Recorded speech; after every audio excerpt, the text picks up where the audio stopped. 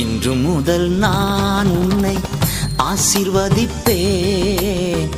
எல்லையில்லா நன்மைகளால் நிரப்பிடுவேன்.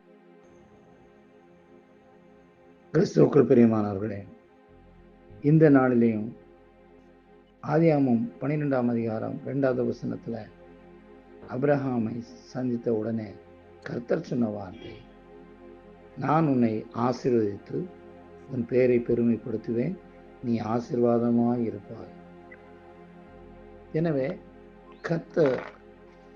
கர்த்தருடைய ஆசீர்வாதம், கர்த்தரிடத்திலிருந்து நாம் பெற்றுக்கொள்கிற ஆசீர்வாதம் மிக மிக ஆசீர்வாதமான ஒன்று. காரணம், அபிரகாமை அன்று ஆசீர்வதித்தார்.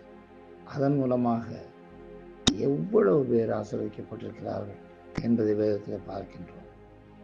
கர்த்தர் யோசேப்பை ஆசீர்வதித்தார். யோசேப்பின் மூலம் முதலாவது பார்வோன் ஆசீர்வதிக்கப்பட்டார். உலகமெல்லாம் பஞ்சத்தில் இருந்தாலும் எகிப்து தேசம் பஞ்சமில்லாமல் ஆசீர்வதிக்கப்பட்டது காரணம் யோசேப்பு தான்.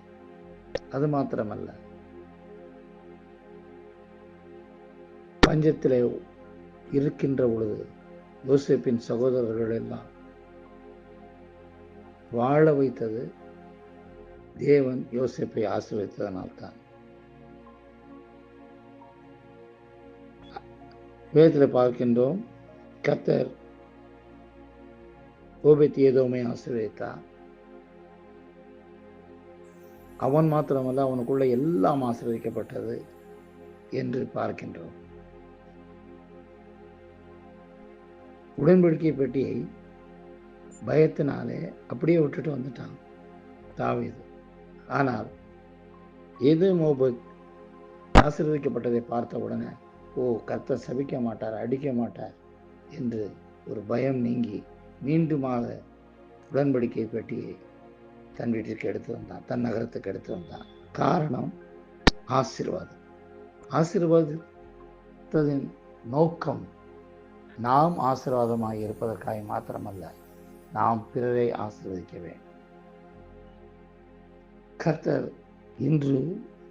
அன்று அபிரகாமை ஆசீர்வதித்ததை போல, தாவீதை ஆசீர்வதித்ததை போல, மோசேயை ஆசீர்வதித்ததை போல,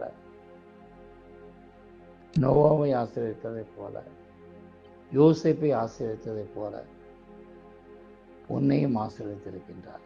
காரணம், நீ அநேகருக்கு ஆசீர்வாதமாய் இருக்க. எனவே தேவ சமூகத்தில் இருந்து தேவனுடைய கிருபைகளையும் அபிஷேகத்தையும் பெற்று ஒவ்வொருவரையும் நாம் ஆசீர்வதிப்போம். பிறரை ஆசீர்வதிப்பதற்கே கர்த்தர் நம்மை ஆசீர்வதித்திருக்கின்றார். God bless you.